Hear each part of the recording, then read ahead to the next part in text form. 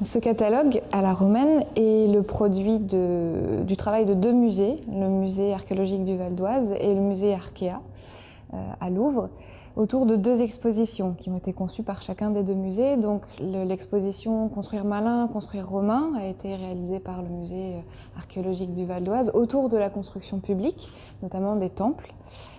Tandis que l'exposition La Dolce Villa a été conçue ici par le musée Arkéa, plutôt autour de tout ce qui concerne la résidence privée à la campagne et notamment les villas gallo-romaines qui sont l'équivalent de grandes fermes qui se développent en réalité du 1er au 4e siècle. Pour chacune de nos expositions, nous avons travaillé avec un comité scientifique et c'est aussi ce qu'a fait le musée archéologique du Val d'Oise. Donc on a réuni deux comités scientifiques, donc à peu près 2 ans avant la date d'inauguration de l'exposition. Et c'est ce comité scientifique qui nous aide ensuite à contacter d'autres archéologues, d'autres spécialistes qui vont ensuite construire le nœud du catalogue et de l'exposition, mais qui vont alimenter donc le catalogue en articles différents, dont certains sont parfois des inédits, puisque depuis ces 2 dernières années, il y a eu des études qui ont été faites, alors soit lancées par les musées, soit parce qu'elles étaient antérieures, et qui sont mises en avant. C'est aussi le but de nos expositions, comme de nos catalogues, qui sont mises en avant dans cet ouvrage.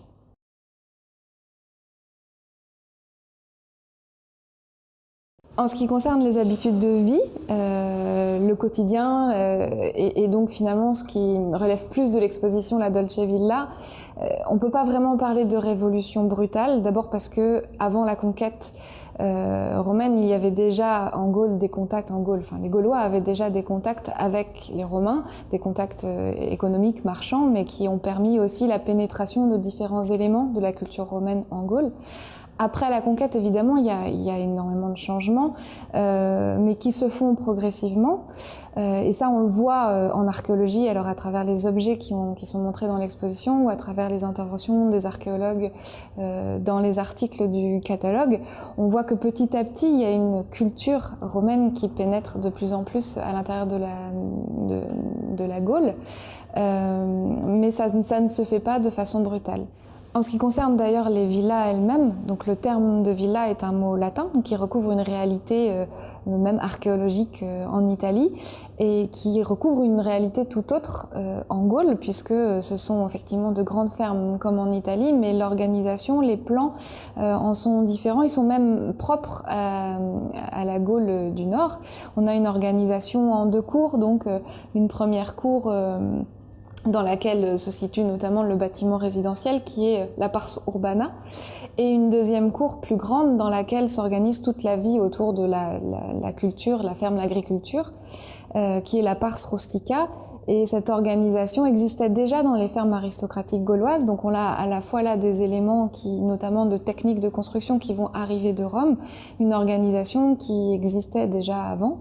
Donc on a vraiment un mélange qui permet la mise en place de ce nouveau schéma de villa vraiment gallo-romaine.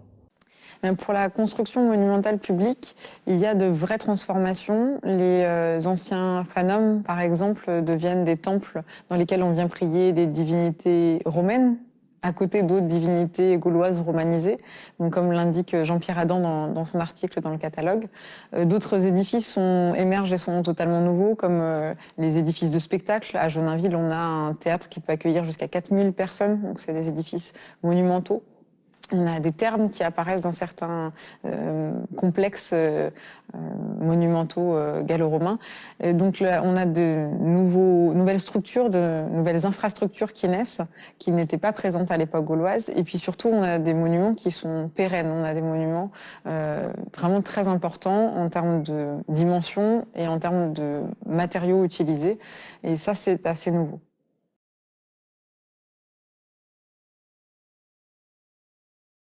Il est difficile de se faire une idée précise de l'identité culturelle des habitants, des propriétaires de ces villas.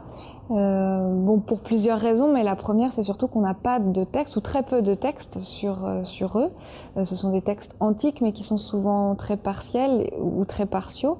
Par contre, en archéologie, on a quand même quelques indices. Et ces indices nous dressent plutôt l'image de Gaulois qui ont au départ leur propre culture, qu'ils ne vont pas abandonner complètement, mais qui par contre, pour avoir une place politique dans cette nouvelle organisation, ont besoin de revendiquer leur appartenance aussi à la culture romaine et à ce nouveau pouvoir qui se met en place. Et en archéologie, effectivement, on trouve un certain nombre d'objets qui sont encore de tradition gauloise ou celtique. Par exemple, à Charny, on a découvert un buste avec un torque qui représente plutôt un ancêtre gaulois, alors que dans le même site et assez proche, on a découvert ce qu'on appelle un strigile, c'est-à-dire un instrument de toilette qui est plutôt utilisé dans les thermes et qui là est vraiment un objet qui prouve, qui est plutôt de tradition italique, méditerranéenne. On a des sites qui sont quand même très précocement romanisés et par exemple dans le catalogue est évoqué le site de Richebourg. Alors c'est un site qui se trouve dans les Yvelines, d'une villa qui dès le 1er siècle adopte déjà un plan qui va devenir presque le plan canonique avec des techniques de construction qui sont rapidement des techniques à la romaine.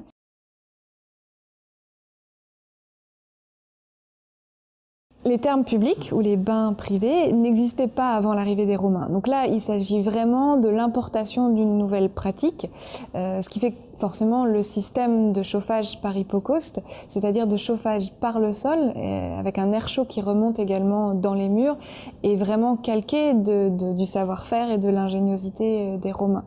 Donc ça pour le coup c'est vraiment une importation et ce qui va avec c'est toute la pratique des bains avec tout un système, tout un parcours à suivre alternativement de bains chauds et froids qui va également arriver en Gaule. Donc là pour le coup il n'y a pas vraiment de particularité gallo-romaine par rapport au système romain.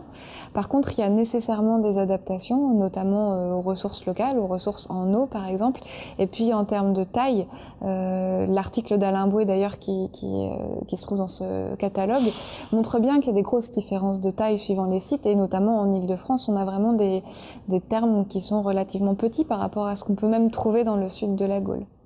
Et d'un point de vue technique, on a aussi des adaptations qui sont vraiment locales, qui peuvent parfois être originales à des contraintes particulières. C'est le cas par exemple sur le site du Tillet. Alors le site du Tillet, c'est un site de villa, la villa de la Vieille Beaune, qui a vraiment été étudiée, dont les études ont été reprises en partie pour l'exposition. Donc là, il y a certains articles qui sont inédits dans le catalogue. Et il y est évoqué une voûte étoilée qui est le décor en réalité d'une pièce froide, d'une piscine froide même. Et cette voûte est construite en tubuli, donc ce sont ces tuiles creuses qui permettent de conduire normalement la chaleur dans les pièces chaudes. Là, il s'agit d'une pièce froide. On sait que ces tubuli sont bouchés au mortier et que donc la raison de l'utilisation de ce matériau-là est simplement pour alléger la structure de la voûte. Donc c'est vraiment une adaptation, un détournement particulier à ce site. Un des éléments exceptionnels autant de l'exposition que du catalogue, puisqu'un article lui est dédié, c'est cette chaudière qui a été découverte à Saint-Pathu, en Seine-et-Marne, dans un site, alors soit d'établissement rural, soit de villa. Et cette chaudière est exceptionnelle d'abord parce qu'elle est en plomb. C'est un matériau qui est systématiquement récupéré. Donc les archéologues ont très rarement l'occasion de retrouver un objet de cette qualité et de ce matériau. Donc cette chaudière alimentée des thermes, c'est aussi de cette façon-là dont on chauffait l'eau. Et elle est aussi originale parce qu'elle est décorée de têtes qui pourraient être des têtes de dieux océans, donc là un décor en lien avec la thématique de l'eau. On peut se poser la question de l'opportunité d'un tel décor sur une pièce qui est en fait une pièce technique, qui n'était pas destinée à être vue par les usagers des thermes.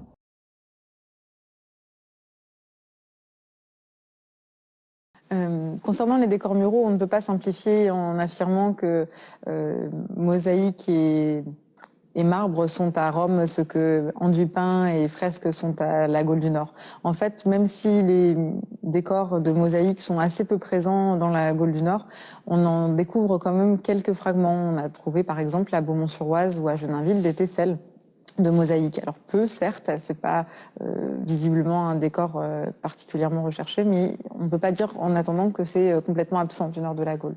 C'est encore plus probant avec le marbre, par exemple, qui lui non seulement est présent, mais est très présent également dans le nord de la Gaule, comme il l'est à Rome. On importe même du marbre depuis la Turquie, depuis la Grèce. On importe ce matériau. On a réussi à déterminer à Genainville plus de 15 faciès différents géologiquement, comme l'indiquent Annie et Philippe Blanc et Sébastien Cormier dans l'article du catalogue. Ces 15 faciès témoignent d'un commerce à longue distance déjà très élaboré à cette époque, et donc une volonté pour les commanditaires d'appartenance à Rome et à l'Empire romain. Les motifs des décors qui ont été découverts en Gaule du Nord sont pas proprement originaux, en tout cas pour la majorité, parce que ce sont des choses qu'on retrouve ailleurs. Je pense par exemple au décor de la villa de Longjumeau dans l'Essonne, avec notamment des panthères ou un décor de chasse exotique. Là, pour le coup, ce sont des motifs qui sont importés de Rome ou du reste de l'Empire. Par contre, il y a des usages de certains motifs qui peuvent être originaux. Et effectivement, dans la villa du Tillet, alors à l'occasion de cette exposition, on a relancé également l'étude vraiment d'une partie des décors. Et certains motifs comme les plumes de paon, par exemple, existent ailleurs, notamment en Italie. Mais par contre, ici sont utilisés dans un décor à réseau un décor donc géométrique qui normalement se trouve plutôt au plafond. Et là, en l'occurrence, il est appliqué sur des murs. Il y a aussi un autre décor, c'est celui qui est derrière moi. Ce décor-là qui vient des mêmes termes du Tillet. C'est un décor sur fond vert. Et vous voyez qu'on y retrouve tout un réseau de lignes, de cordages qui représentent en fait un tapis avec des franges. Et ce type de motif de tissu est aussi, en tout cas unique en Gaule. On le retrouve effectivement ailleurs, mais traité de façon différente.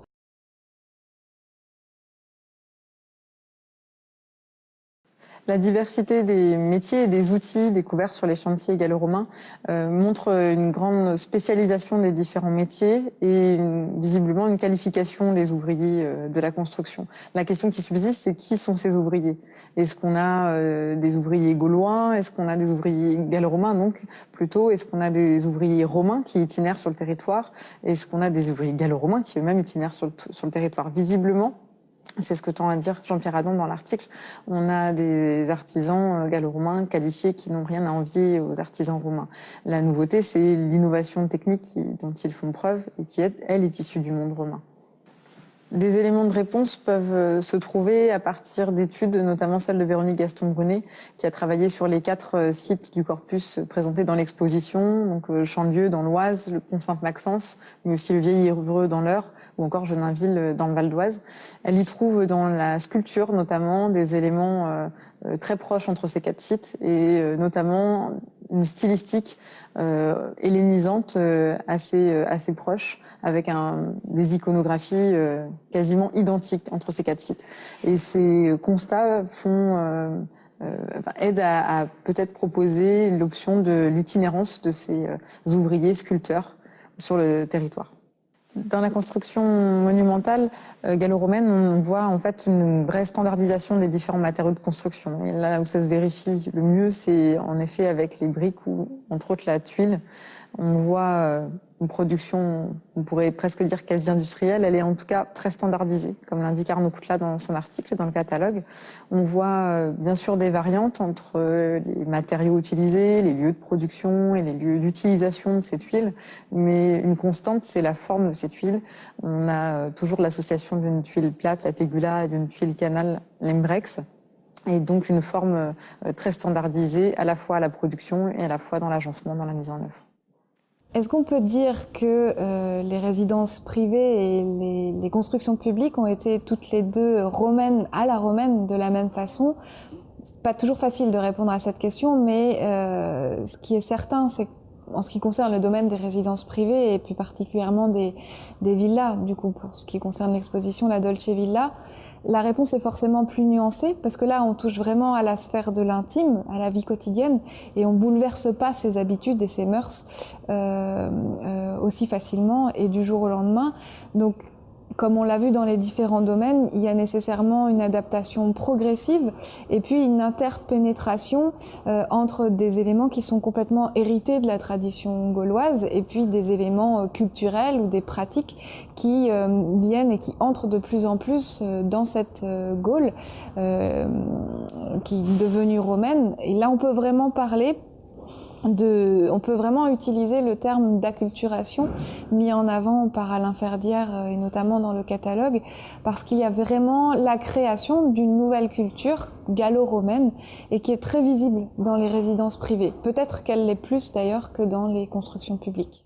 Pour les monuments publics gallo-romains, c'est un peu plus probant, puisque les commanditaires ont cette volonté de montrer leur appartenance à Rome, avec du coup le développement d'infrastructures très importantes, monumentales, avec la présence et le développement de techniques nouvelles.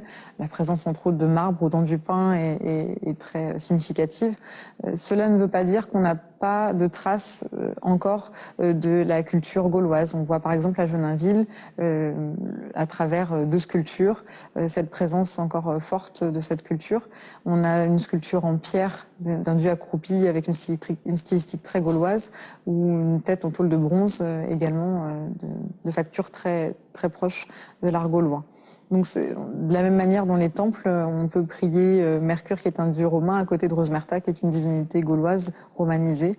Donc on voit encore le maintien malgré tout d'une culture gauloise à travers la Gaule romaine.